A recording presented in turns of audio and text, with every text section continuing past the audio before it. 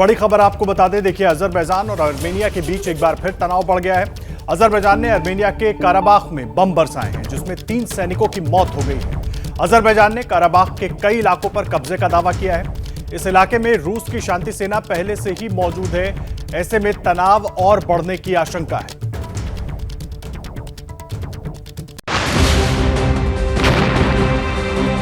Azerbaijan और Armenia के बीच फिर तनातनी शुरू हो गई है। अजरबैजान ने दावा किया है कि विवादित क्षेत्र के कई हिस्सों पर उसका कब्जा हो गया है। पूरा विवाद क्या है बताने से पहले इन तस्वीरों को देखिए। दोनों देश एक दूसरे के सैन्य ठिकानों को निशाना बना रहे हैं। सोवियत संघ से अलग हुए मुस्लिम बहुल देश अजरबैजान और ईसाई बहुल आर्मेनिया में नागोर्नो काराबाख को लेकर लड़ाई छिड़ी हुई है।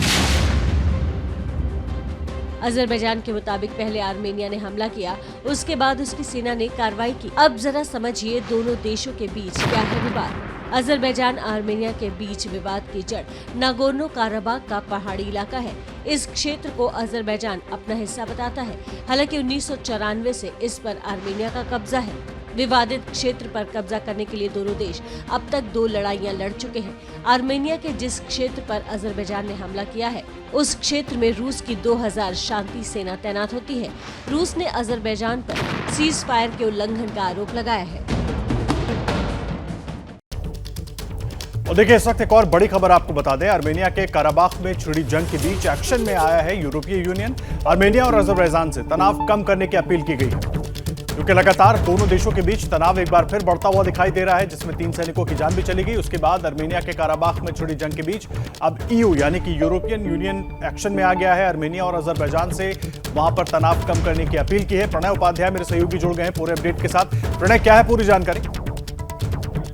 देखिए आदर्श, एक बार नागोर्नो काराबाख को लेकर आर्मेनिया और अजरबैजान के बीच तनाव बढ़ गया है, क्योंकि कुछ दिनों पहले ये खबर आई थी कि आर्मेनिया की तरफ से एक जो असॉल्ट हुआ है, जिसके अंदर अजरबैजान का एक सैनिक मारा गया था, और इसके बाद से ही तनाव बढ़ा हुआ था। और अब अजरबैजान के रक्षा मंत्रालय ने दावा किया है कि उसने जो आर्मेनिया के एक अटैक को काउंटर किया है, और इस कार्रवाई के अंदर उसने जो एक हिल एरिया है, एक पहाड़ी इलाका है नागोर्नो काराबाख का, उसको भी अपने नियंत्रण में ले लिया है। क्योंकि यहाँ पर आपको पता ही है, जैसा रिपोर्ट में हमने बताया, कि इस पूरे इलाके को लेकर आर्मेनिया और अजरबैजान के बीच में अब तक 2 लड़ाइयां हो चुकी हैं। पिछले साल भी इस मामले में तनाव काफी बढ़ा था दोनों देशों के बीच में, और अब एक बार फिर तनाव बढ़ रहा है। और ऐसे में ही यूरोपियन यूनियन ने दोनों ही पक्षों से शांति बरतने की अपील की है।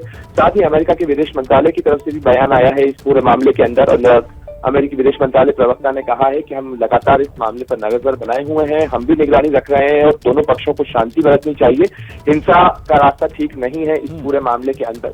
लेकिन जिस तरीके से दोनों देशों के बीच में तनाव और झड़प की स्थितियां बार बार बनती चली जा रही हैं, ऐसे में निश्चित रूप से इस बात की चिंता बरकरार है कि कहीं ऐसा न हो कि एक बार फिर जंग का आगाज इस इलाके में भी हो जाए। प्रणय, लेकिन एक बड़ा सवाल ये भी खड़ा होता है, पहले भी शांति की अपील की जाती रही है इन दोनों देशों से, लेकिन इनके बीच विवाद ऐसा है कि दोनों ही मानने को तैयार नहीं है। ऐसे में उम्मीद दिखाई देती है कि कहीं बातचीत की टेबल पर बैठकर इस मसले को हल किया जा सके। देखिए, बातचीत की प्रक्रिया अंदर खाने फिलहाल चल रही हो, इस बात की संभावना से इनकार नहीं किया जा सकता है। लेकिन फिलहाल जो स्थिति है वो तनावपूर्ण इसलिए भी है क्योंकि हाल ही में 2 घटनाएं हुई हैं। अजरबैजान का कहना है कि उसके सैनिकों को मारा गया है, इसकी जवाबी कार्रवाई में उसने ये कार्रवाई की है। वहीं आर्मेनिया की तरफ से कहा गया है कि अजरबैजान ने जो संघर्ष विराम है वो किया है, और संघर्ष विराम जब तय हो चुका था तो उसके बाद फिर कार्रवाई क्यों की गई। तो इस तरीके से दोनों तरफ से दावे फिलहाल किए जा रहे हैं, इसलिए टेंशन हाई है।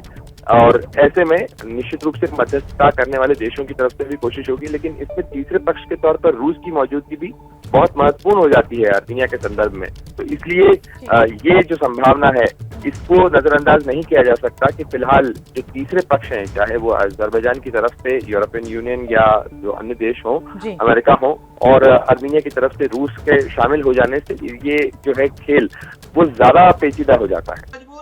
क्या मजबूरी है मेरी, बताइए।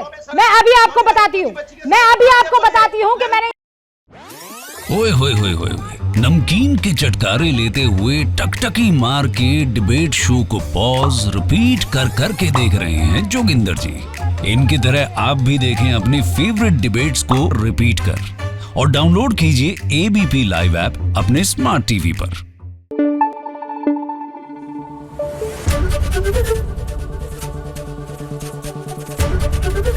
एबीपी न्यूज आपको रखे आगे।